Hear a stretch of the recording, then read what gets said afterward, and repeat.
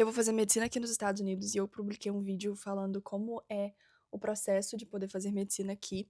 E surgiram algumas dúvidas sobre, então eu vou responder esse comentário, por exemplo, do porquê eu escolhi fazer faculdade de medicina aqui nos Estados Unidos e o que me motivou. No meu caso, eu tenho green card, então eu tenho a permissão de estudo, de trabalho, de moradia aqui nos Estados Unidos. Então, no meu caso individual, não faria sentido eu fazer de 6 a 8 anos de faculdade de medicina no Brasil se eu sou residente permanente aqui e eu vou continuar a minha vida aqui, vou planejar minha vida no futuro por aqui.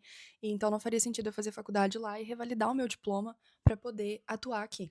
Então, no meu caso pessoal, é basicamente isso. O que me motivou sempre foi essa questão de fazer medicina fora do Brasil também.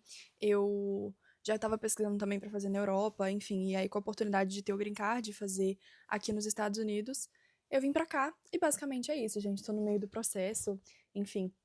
É isso. Se vocês quiserem me acompanhar, me siga aí nas minhas redes sociais aqui no Instagram. É isso. Beijo.